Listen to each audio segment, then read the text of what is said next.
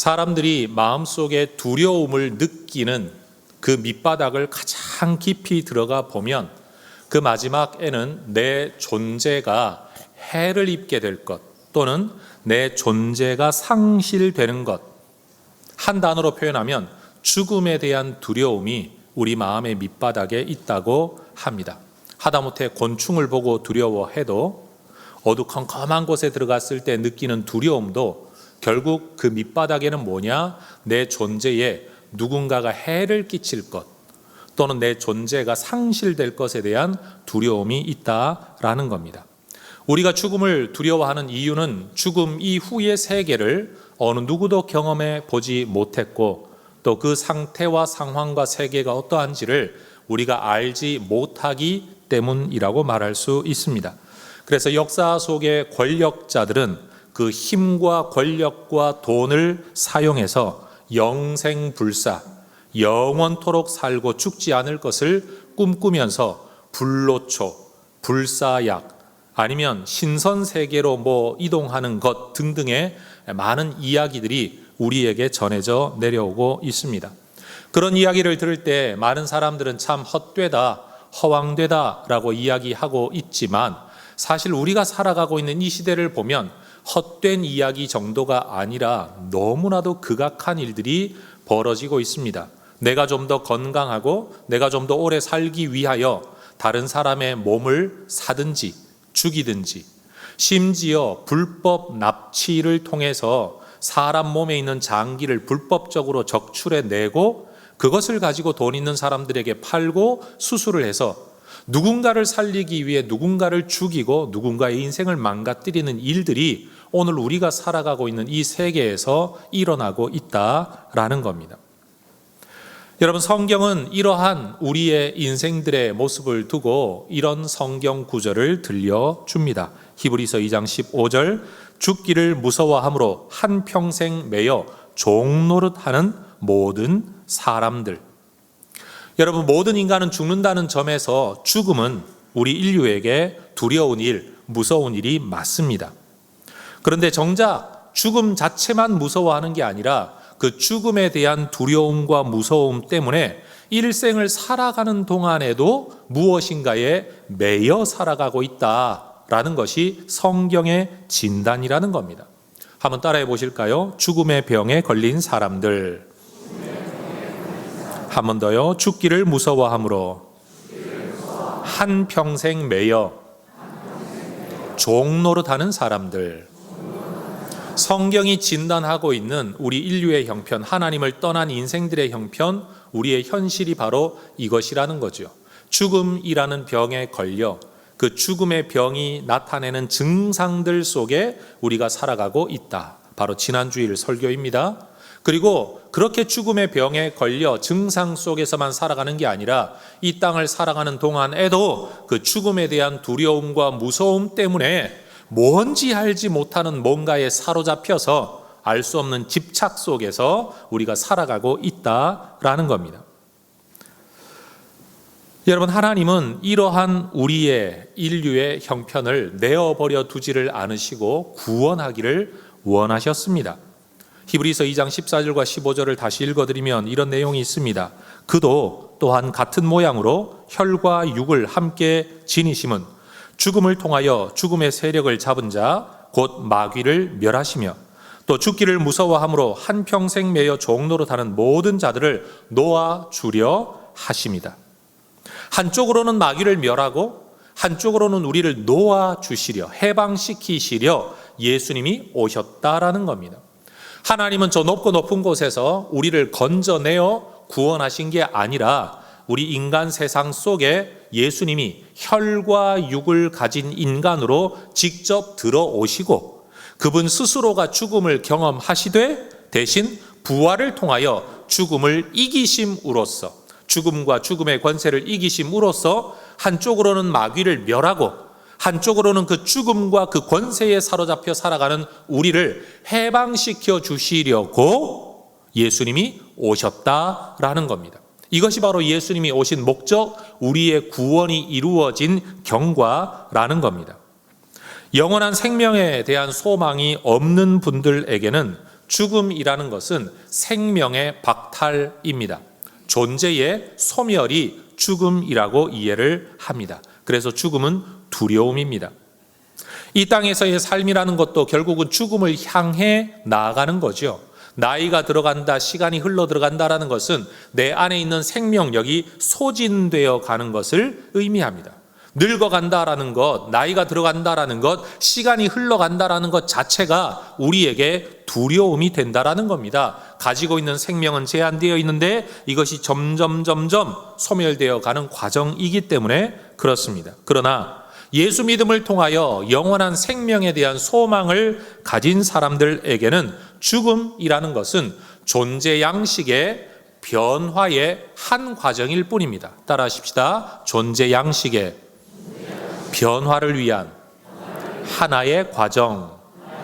예수 믿는 사람에게 죽음은 바로 그런 의미가 있습니다. 존재의 소멸이 아닙니다. 생명력의 박탈이 아니라는 겁니다. 이 모양으로 살던 생명에서 다른 모양으로 살아가는 생명으로 전환하기 위해 죽음이라는 육체의 죽음이라는 과정을 거칠 뿐이라는 겁니다. 그래서 땅에서 살지만 땅에서의 삶이 전부가 아닙니다. 육체의 목숨 안에 살지만 육체의 목숨이 모든 생명의 전부는 아니라고 우리는 믿고 있습니다. 우리도 언젠가는 죽음을 맞이하게 되겠지만 그것은 그리스도와 함께 영원토록 살기 위해 거쳐야 할 하나의 과정일 뿐이라는 겁니다. 그러니 여러분, 예수 믿는 자와 믿지 않는 자의 가장 큰 차이가 뭐냐? 죽음에 대한 이해, 죽음 이후의 세계에 대한 믿음, 그리고 그것 때문에 오늘 내 삶이 무슨 의미가 있느냐 하는 것에서 인생관, 가치관, 생사관 자체가 믿지 않는 사람과 믿는 사람 사이에는 어마어마한 차이가 있다라는 겁니다. 물론 예수를 믿지 않는 분들 중에도 이런 생각을 하시는 분들이 있습니다. 나는 죽음이 두렵지 않다. 어차피 죽는 거 아니냐? 누구나 죽는 거 아니냐? 한번 확 죽어버리면 끝나는 거 아니냐라고 생각하는 제법 담대한 분들 말입니다. 여러분, 우리 주변에 제가 미리 드리고 싶은 말씀은 예수를 잘 믿었던 사람인데도 불구하고 죽음을 앞에 놓고 고민과 두려움이 좀 많았다라고 해서 그가 천국에 가지 못하는 사람 아닌가? 이런 의심을 해서는 안 될 것이고, 반대로 죽음 앞에서 너무나도 의연하고 담대했다라고 해서 그가 천국에 갔다라고 우리가 함부로 말해서는 안 된다라는 겁니다. 죽음에 대한 두려움은 죽음의 증상 속에 살아가는 우리 인간이 느끼는 아주 자연스러운 감정적, 정서적 반응이라고 말할 수가 있습니다. 그래서 인류 역사 속에는 죽음이라는 것은 육체의 고통을 벗어나는 길이다. 더 정확하게 진술하면 죽음이 곧 구원의 길이다 라고 가르쳤던 철학가들과 이단 사이비 종교가들이 많았습니다. 우리나라에서도 죽음이 곧 구원이다. 우리나라나 외국에서나 집단 자살로 이어지는 종교인들, 그런 이야기들을 우리가 듣지 않습니까? 여러분, 죽음으로 육체의 고통을 떠날 수 있다라는 점에서는 죽음이 유익한 것은 사실입니다. 그러나 육체의 고통을 벗어났다라고 해서 그것이 곧 생명으로 들어갔다라는 것과는 똑같은 말이 아니기 때문에 죽음이 반드시 유익하다라고 말할 수는 없습니다. 다시 말씀드립니다. 생명의 창조주는 하나님이십니다. 그 생명을 우리에게 다시 부여하시는 구속주는 예수님 뿐입니다. 하나님과 예수님을 떠난 죽음은 여러분, 육체의 고통을 벗어나는 길이 될 수 있을런지 몰라도 영원한 우리의 존재, 여러분, 예수 믿는 사람만 영생하는 게 아닙니다. 예수 안 믿는 사람도 영생하는데 문제는 어디에서 영생하느냐라는 거예요.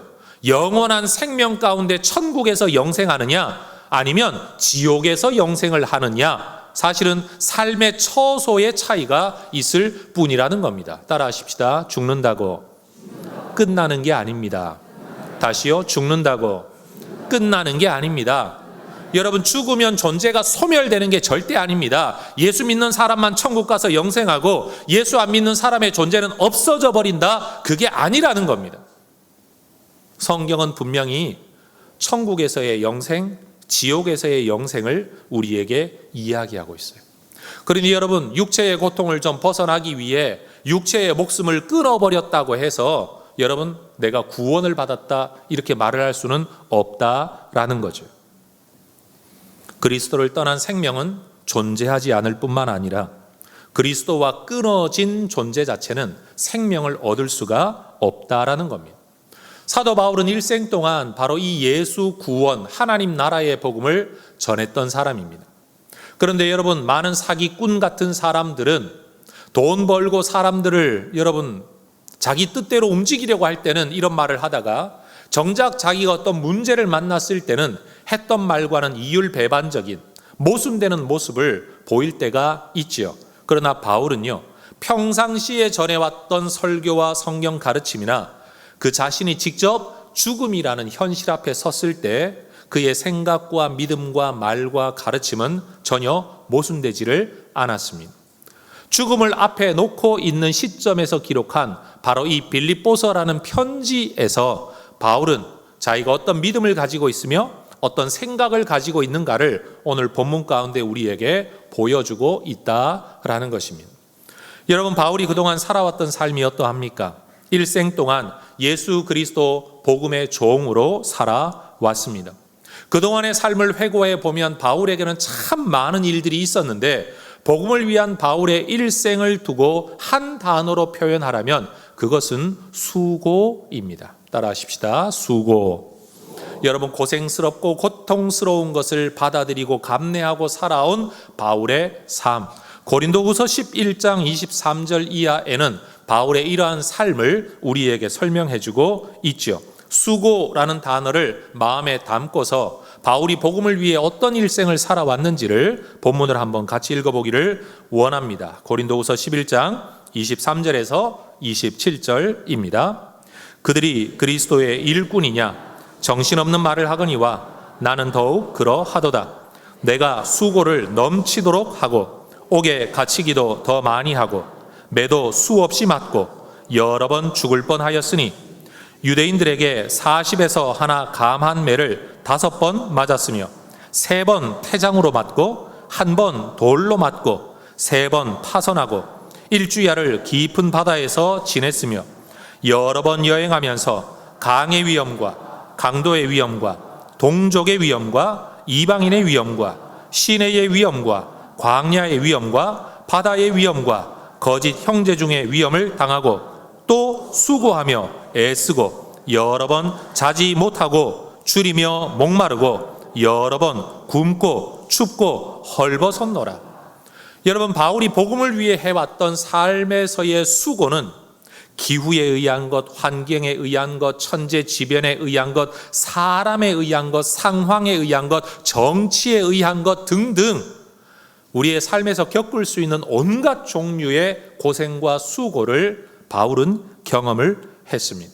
교회를 세우기 위해, 복음을 전하기 위해, 사람들이 하나님의 생명 안에, 그리스도 안에 들어오게 하기 위해서 말입니다. 그럼 여러분, 교회를 세우고 사람들이 예수 믿고 나면 이제는 목표한 바가 이루어졌으니 평안하고 감사한 일만 있어야 되는데, 교회를 세우고 나서도 사람들이 예수를 믿고 나서도 바울은 외적인 수고는 아니었지만 내적인 수고를 했습니다. 이어지는 고린도후서 11장 28절 9절 같이 한번 읽어 보겠습니다. 이 외에 일은 고사하고 아직도 날마다 내 속에 눌리는 일이 있으니 곧 모든 교회를 위하여 염려하는 것이라. 누가 약하면 내가 약하지 아니하며 누가 실족하게 되면 내가 애타지 아니하더냐. 교회를 세워놓고 성도들이 예수를 믿고 믿음의 생활을 하고 있는데도 바울은 여전히 그 교회와 성도들 때문에 염려합니다. 애타합니다.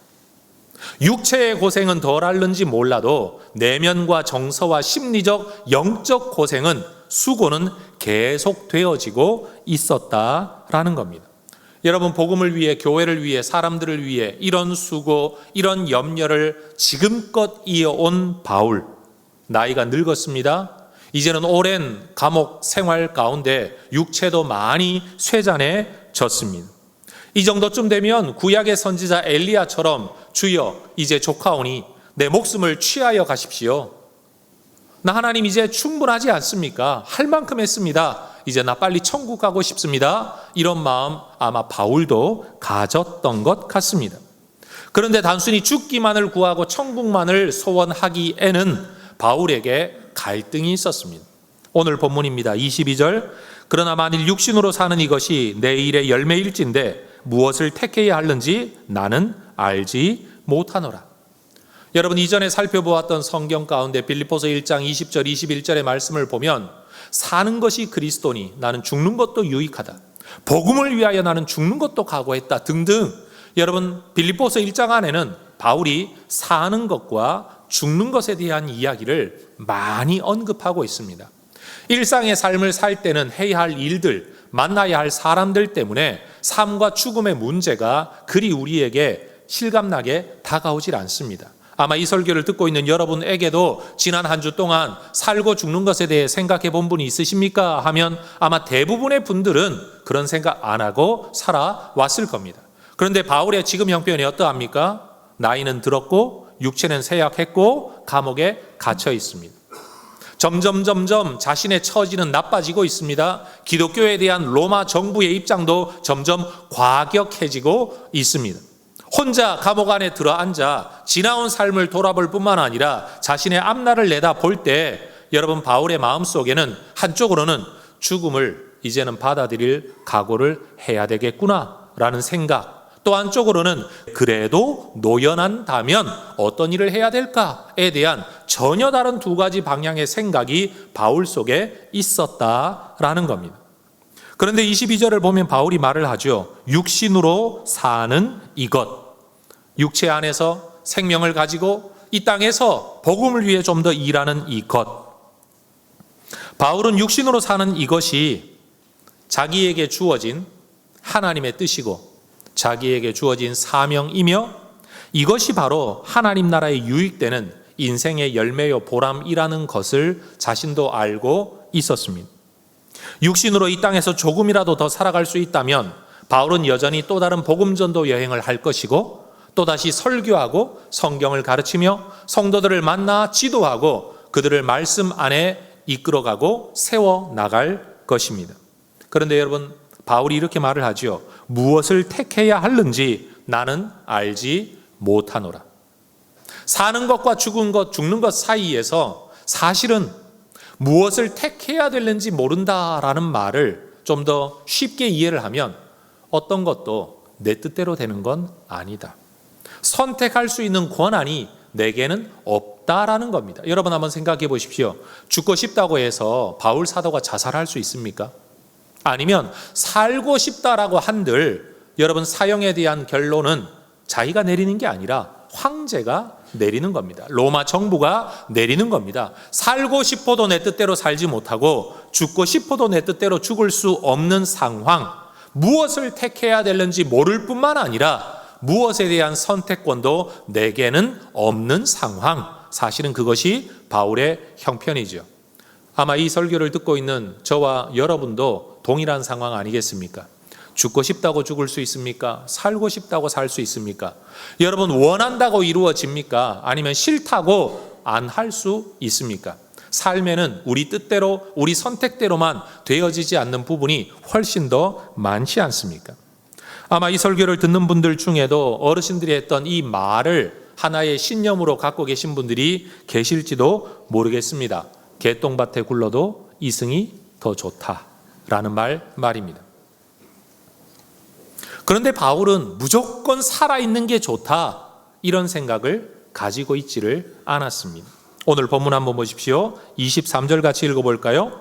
내가 그 둘 사이에 끼었으니 차라리 세상을 떠나서 그리스도와 함께 있는 것이 훨씬 더 좋은 일이라 그렇게 하고 싶으나 사는 것과 죽는 것 사이에 나는 어떤 기로에 지금 서 있다. 그런데 나는 세상을 떠나서 그리스도와 함께 있는 것이 훨씬 더 좋은 일이고 정말로 나는 그렇게 하고 싶다.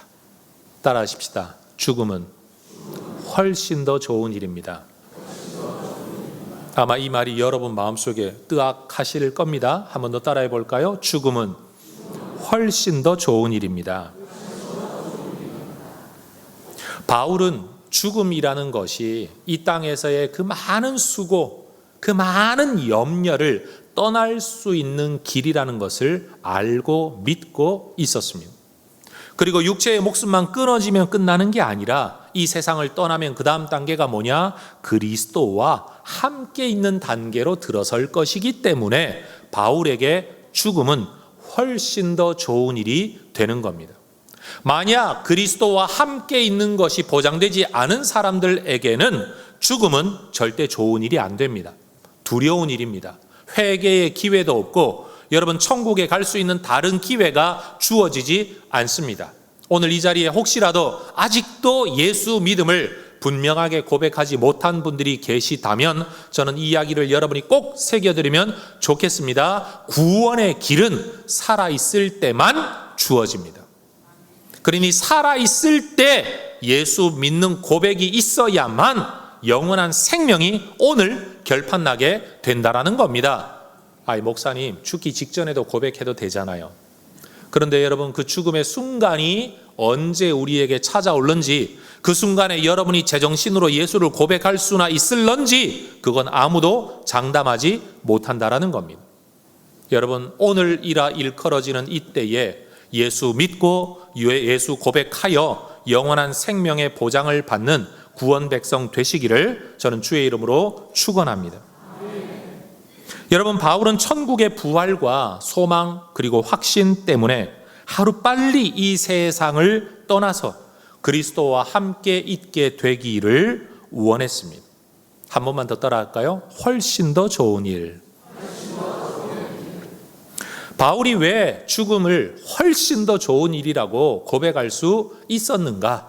성경이 예수 믿는 자, 예수 안에 있는 자, 하나님의 생명을 받는 자들의 죽음 이후의 삶을 이렇게 설명하기 때문입니다. 요한계시록 7장 16절 17절 그들이 다시는 줄이지도 아니하며 목마르지도 아니하고 해나 아무 뜨거운 기운에 상하지도 아니하리니 이는 보좌 가운데 계신 어린 양이 그들의 목자가 되사 생명수 샘으로 인도하시고 하나님께서 그들의 눈에서 모든 눈물을 씻어 주실 것임이라. 요한계시록 21장 4절 모든 눈물을 그 눈에서 닦아 주시니 다시는 사망이 없고 애통하는 것이나 곡하는 것이나 아픈 것이 다시 있지 아니하리니 처음 것들이 다 지나갔음이러라. 여러분, 예수 믿는 자에게 보장된 죽음 이후의 영생이 바로 이런 것이라고 성경이 말하고 있는 겁니다. 바울은 이 말씀, 이 내용을 믿었기 때문에 죽음은 훨씬 더 좋은 일이라고 말할 수 있었다는 겁니다. 오늘 이 설교를 듣는 여러분들도 바울이 가졌던 바로 이 믿음, 하늘에 계신 예수님을 만나 예수님과 더불어 영원토록 사는 것이 이 땅에 조금 더 사는 것보다도 훨씬 더 좋은 일이라는 믿음이 생겨나시기를 주의 이름으로 축원합니다. 그런데 여러분, 바울에게는 또 다른 하나의 고민이 있었습니다. 나 하나만 생각하면 빨리 천국에 주님과 함께 살아가는 것이 훨씬 더 좋은 일이지만 이 땅에 살아남아야 할 성도들, 자기의 손으로 개척되어진 교회들을 생각하면 조금이라도 더 시간을 보내면서 가르치고 양육하여 그들 스스로 신앙을 꾸려나갈 수 있도록 돌보는 것이 그들에게는 더 유익한 일이 되겠다라는 생각이 있었다라는 겁니다. 오늘 본문 24절 같이 읽어볼까요? 시작. 내가 육신으로 있는 것이 너희를 위하여 더 유익하리라. 따라 하십시다. 더 유익한 일. 더 유익한 일. 여러분, 바울이 만약 감옥에서 노여나 자유를 얻게 된다면 그는 분명 복음 전파를 위해 남은 인생을 살아가게 될 겁니다. 사람들을 만나겠죠. 성경을 가르치겠죠. 그의 손을 통하여 더 많은 하나님의 기적이 일어나게 될 것이고 그의 사역을 통하여 더 많은 사람들이 생명 안으로 들어오게 될 것입니다. 이건 분명 더 유익한 일입니다. 더 좋은 일과 더 유익한 일. 바울은 이 둘 사이에 끼어서 무엇을 선택해야 될까? 무엇이 정말 좋은 일이 될까? 생각을 했다라는 겁니다. 여러분, 바울에게 이 둘 중에 하나를 선택해라 라고 말을 하면 사실 바울은 선택하기가 쉽지 않았던 것 같습니다. 그러나 그 둘 가운데 무엇이 자신에게 주어지든 바울은 거리낄 것이 없었고 또 손해볼 것이 없다라는 믿음을 가지고 있었습니다. 저는 오늘 이 바울의 모습을 보면서 이 설교를 여러분과 나누면서 우리가 이 땅을 사는 동안에 의미 없는, 이유 없는 불필요한 수고와 고생을 일부러 찾아 살아갈 필요는 없겠지만 수고스러운 것, 고생스러운 것, 고통스러운 것은 무조건 나쁜 것이다. 피해야 하는 것이다. 죽음은 무조건 피해야 되는 것이다. 라는 생각은 좀 변화되기를 바랍니다. 여러분, 부담스럽고 어려운 일, 힘들고 고통스러운 일이라고 할지라도 하나님의 섭리 안에서 하나님의 뜻을 따라 하나님이 어떤 이유를 가지고 우리에게 그 일을 주실 때는 이것이 내게 오히려 더 유익하다, 내게 더 좋은 거다라고 믿는 믿음이 우리 모두에게 있어지기를 소망합니다. 여러분, 우리 하나님은 모든 것을 합력하여 선을 이루시는 하나님이시라고 성경은 이야기합니다. 사실 우리는 우리에게 무엇이 더 좋은지를 잘 알지 못합니다. 지금 당장 내 눈에 보기에는 이것이 훨씬 더 좋은 일이고 저 일은 나쁜 일이라 이것은 어떻게든 벗어나려고 하고 저 일은 이루려고 애를 쓰고는 있지만 우리는 인생 경험 속에 이런 것들을 알고 있죠. 시간 한참 지나고 보니까 그때 그 일이 이루어지지 않았던 것이, 내가 도전하고 꿈꾸고 발부둥치며 기도했던 그 일이 이루어지지 않았던 것이 오늘 얼마나 다행인 줄 모르겠다. 여러분, 이런 경험들을 여러분도 가지고 계실 겁니다. 심지어 그때는 이것이 잘 되는 길이라고 아등바등 매달려 사거나 취하거나 얻거나 성취하거나 했는데 시간이 흐르고 보니 그것이 오히려 내 삶을 더 힘들게 만든, 결코 유익되지 않은 일이었다는 것도 아마 여러분 경험하셨을 줄로 압니다. 여러분, 우리 인생에 정말 좋은 것은 나보다 하나님이 더 잘 알고 계신 줄로 믿습니다. 내가 그 하나님을 사랑하고 그 하나님을 신뢰하고 그 하나님께 기도하면서 내 인생을 그 하나님께 맡겨놓고 그리고 난 이후에 하나님이 무슨 일로 나를 이끄시든지 그것은 좋은 거야, 유익한 거야 라고 믿고 받아들일 마음의 준비만 있더라도 아마 이 땅을 살아가는 우리의 삶에는 감사와 기쁨과 평안이 훨씬 더 많아질 줄로 믿습니다. 내 뜻대로 되어야만 평안하고 내 뜻대로 되어야만 기뻐하는 사람이 아니라 내 뜻대로 되지 않아도 하나님께서 좋은 거 주신다고 믿을 때, 여러분, 이 믿음이 있을 때에 이 땅을 살아가는 삶의 모습은 정말 다르지 않겠습니까?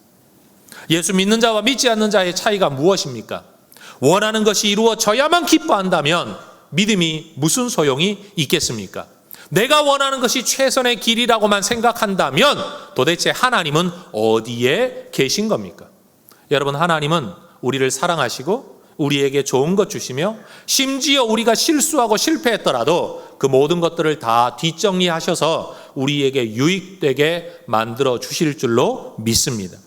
바울처럼 우리가 이런 각오, 내가 뭘 택할는지는 모르겠지만 그래도 하나님이 뭘 주시든지 내게는 손해볼 것 없다, 하나님께서 다 좋은 거 주실 거다, 이 믿음만 가지고 살아도 아마 우리의 삶에는 훨씬 더 큰 감사, 훨씬 더 큰 평안이 있게 될 줄로 믿습니다. 이 세상이 너무 좋고 어떻게든 더 오래 살아야 되고 죽음은 피하고 싶은 일, 두렵고 무서운 일이다 라고 생각하는 분들이 혹시 이 자리에 계시다면 그러한 분들은 주와 함께 있는 것이 훨씬 더 좋은 일이다 라는 바울의 이 믿음이 여러분에게 있어지기를 소망합니다. 또 이 세상은 너무 힘들고 괴로워, 썩어 없어질 세상, 빨리 떠나 저 천국에 가고 싶다라는 생각을 가진 분들이 계시다면 나 자신의 유익을 위해서가 아니라 교회와 성도들과 다른 사람들의 유익을 위해서 이 땅에서의 삶을 오히려 감사와 기쁨으로 살아나가겠다라는 이 바울의 결심도 여러분에게 있어지기를 소망합니다. 여러분, 이 둘 사이에 끼어 무엇을 택해야 되는지 모르겠다라고 말했던 바울도요, 결국 마음의 결심을 합니다. 어떤 결심이냐? 25절 6절이죠. 내가 살 것과 너희 믿음의 진보와 기쁨을 위하여 너희 무리와 함께 거할 이것을 확실히 아노니. 어떤 면에서 이것은 예언에 대한 이야기가 아닙니다. 이렇게 살아갈 것을 원한다라는 말입니다. 26절, 내가 다시 너희와 같이 있으므로 그리스도 예수 안에서 너희 자랑이 나로 말미암아 풍성하게 되기를 내가 원한다. 여러분, 지금 바울이 편지를 쓰면서 나 노연할 거야, 나는 석방될 거야, 난 다시 너희 교회에 찾아갈 거야, 사실은 그 말을 하고 있는 게 아니고요, 둘 가운데 뭔가를 선택해야 한다면 나는 이쪽에 마음을 두고 있다라는 겁니다. 특별히 나의 유익을 위해서가 아니라 너희 믿음의 진보를 위하여, 내 기쁨이 아니라 너희의 기쁨을 위하여 내가 너희와 함께 이 땅에서의 삶의 시간을 더 보낼 수 있으면 좋겠다. 만약 그렇게 된다면 그리스도 예수 안에서 너희 자랑이 나로 말미암아 풍성하게 되지 않겠느냐. 바울을 자랑한다는 뜻이 아닙니다. 그리스도 예수를 자랑하는 그 자랑이 나의 사역을 통해, 나의 가르침을 통해, 나의 섬김을 통해 너희 안에 더 풍성해지지 않겠느냐. 바울의 꿈이 거기에 있었다라는 겁니다.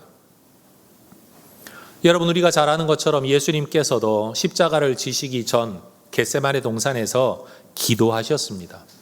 아버지여, 할만하시거든 이 잔을 내게서 지나가게 하옵소서. 이 잔이 뭡니까? 상징 용어 아닙니까? 십자가에서의 죽음을 의미하는 겁니다. 죽음의 권세 안에 들어가 죽음을 경험하는 것, 예수님도 피하고 싶으셨습니다. 그러나 이 기도의 말미에 예수님 그렇게 말씀하십니다. 아버지여, 내 뜻대로 마시고 아버지의 뜻대로 되기를 원하나이다. 여러분, 예수님께서는 죽음을 피하고 싶으셨습니다. 그러나 예수님께서는 하나님의 뜻이 이루어지기 위해, 기록된 성경이 성취되기를 위해, 그리고 우리의 구원을 위해 죽음의 길을 받아들이셨습니다. 바울의 표현에 의하면 훨씬 더 좋은 길을 받아들이셨습니다. 그런데 오늘 본문에서 바울은요, 자신의 유익을 위해서가 아니라 성도들의 유익을 위해서 살 길을 꿈꾸며 원하며 기도하고 있습니다.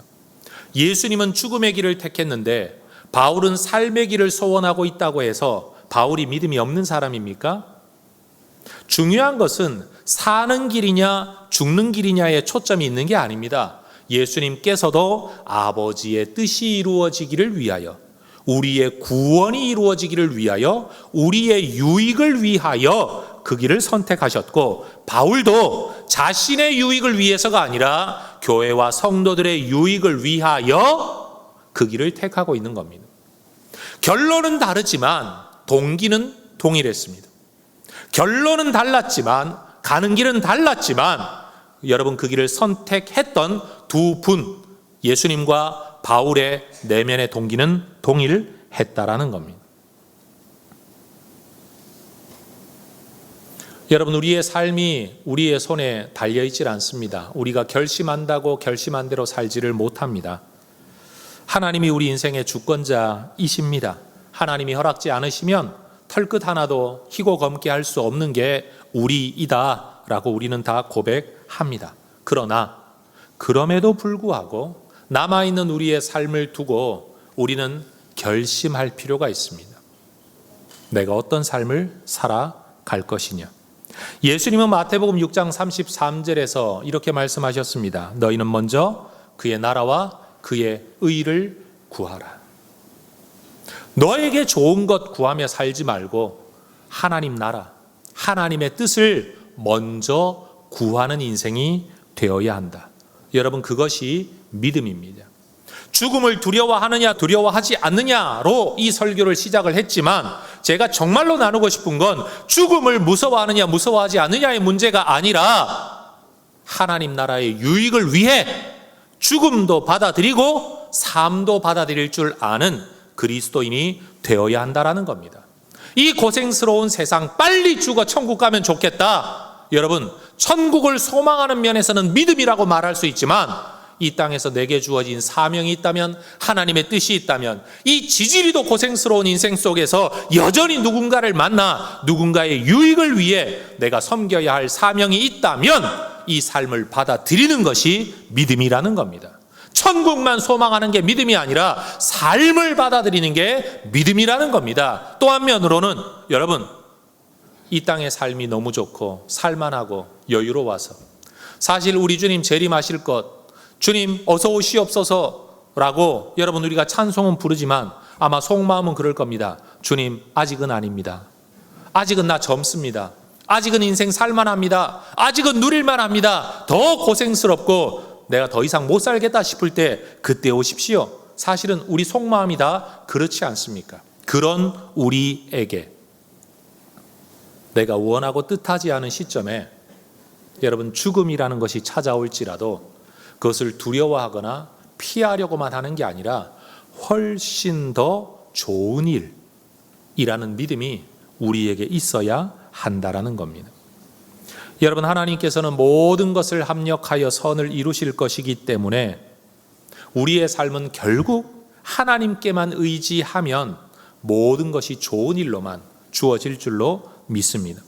당장은 설명이 안 되죠. 왜 예수 믿는데 그러냐? 좋은 것 주신다는데 왜 그렇게 고생하냐? 왜 너에게는 이런 일이 자꾸 생기냐? 라고 우리는 말할 수 있지만 시간이 흘러봐야 합니다. 여러분, 천국 가봐야 합니다. 하나님이 왜 그때 그런 일을 내게 주셨는지는 우리의 지혜로서는 다 알 수 없습니다. 그러나 한 가지 분명한 전제, 하나님은 우리에게 좋은 것 주신다. 하나님에 대한 이 믿음을 가진 사람은 오늘을 어려운 중에도 감사할 수 있습니다. 그러나 하나님에 대한 이 믿음이 없는 사람들은 왜 내게, 왜 나만, 끊임없이 세상에 대한 분노만 쌓아가게 될 거라는 거죠. 믿음이 있느냐 없느냐에 따라서 여러분 그렇게 인생은 달라집니다. 삶의 태도는 달라진다라는 말입니다. 로마서 14장 7절과 8절에서 사도 바울은 로마 교회에 이런 글도 써 보내었는데 여러분, 이 편지가 거짓말이나 하기 좋은 말, 설교만을 위한 말이 아니라 바울 스스로가 가지고 있었던 믿음이며 신념이었다는 것을 우리는 비로소 이 빌립보서 말씀을 통해 알게 됩니다. 로마서 14장 7절 8절 같이 한번 읽어 보겠습니다. 우리 중에 누구든지 자기를 위하여 사는 자가 없고 자기를 위하여 죽는 자도 없도다. 우리가 살아도 주를 위하여 살고 죽어도 주를 위하여 죽나니 그러므로 사나 죽으나 우리가 주의 것이로다. 죽음이라는 것이 눈앞에 다가온다는 걸 느낄 때 뒤늦게 그때서야 하나님 앞에 엎드려 주님 살려주시면 주를 위하여, 교회를 위하여, 성도들을 위하여, 다른 사람의 유익을 위하여 살 테니 생면 영장에 달라라고 기도하는 사람, 사실 그는 남의 유익을 먼저 구하는 게 아니고 자기가 더 살 것을 기도하고 있는 거죠. 여러분, 당장 우리가 죽음 앞에 서 있지는 않다고 할지라도 언젠가 우리에게 반드시 죽음이 찾아올 것을 알고 그 죽음의 시점이 될 때까지는 살아내어야 할 삶이 내 앞에 있다라는 것을 인정한다면 저는 죽음 앞에서 이 말씀을 듣고 결심할 게 아니라 오늘 우리가 이 결심을 할 수 있기를 원합니다. 여러분, 이 말 한번 따라해 볼까요? 죽는 것은 훨씬 더 좋은 일이고 사는 것은 유익한 일입니다. 한 번 더 따라 하십시다. 살게 되면 주를 위해 일하고 죽게 되면 주님과 함께 할 것입니다. 이것이 바로 예수 믿는 자가 가져야 할 생사의 관점이라는 거죠. 우리 그리스도인들은 그리스도와 함께 있게 될 천국만을 바라보면서 이 땅에서의 삶을 등한시하거나 대충 살거나 아니면 썩어 없어질 세상이라는 관점만 가져서는 안 될 것입니다. 또 이 땅에서 육체를 입고 살아간다고 해서 이 땅에만 소망을 두고 땅의 원리, 세상의 원리에만 밝아서 하나님의 법을 잊어버리고 천국의 소망을 잊어버리고 살아서도 안 될 것입니다. 우리 예수 믿는 자들은 어떤 사람들이냐? 하나님의 복을 받아 세상의 복이 될 우리 하나님의 사람들의 삶은 어떤 삶이냐? 주님과 함께하는 삶을 소망하면서 오늘 그 주님과 동행하면서 남들의 유익을 위하여, 교회의 유익을 위하여, 하나님 나라의 유익을 위하여 하루하루를 살아내는 사람. 여러분, 그것이 바로 그리스도인의 삶이라는 겁니다. 여러분, 오늘의 삶이 너무 힘겨워서 죽음을 너무 열망하고 계신 분들, 아마 여러분들에게는 죽음보다 삶이 더 두려운 일이 될는지도 모르겠습니다. 그러나 삶은 유익한 것입니다. 이 땅에서의 삶이 살만해서 천국, 죽음이 빨리 찾아올까봐 혹시라도 겁내는 분들이 계시다면 여러분, 죽음은 더 좋은 일입니다. 여러분, 우리가 가지고 있는 이 믿음, 이 확신 안에서 언제까지 일는지 모르지만 살아있는 동안에는 삶을 감사로 받아들여 하나님의, 교회의, 성도의, 다른 사람의, 저 죽어가는 영혼들의 유익을 위하여 더 열심내어 살아가는 우리 모두가 될 수 있기를 주의 이름으로 축원합니다.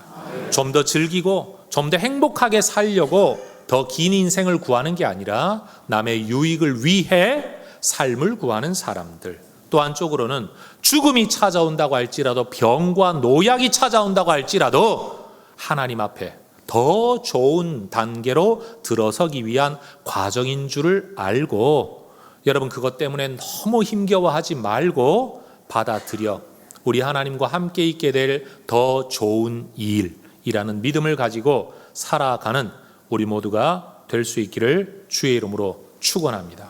기도하겠습니다.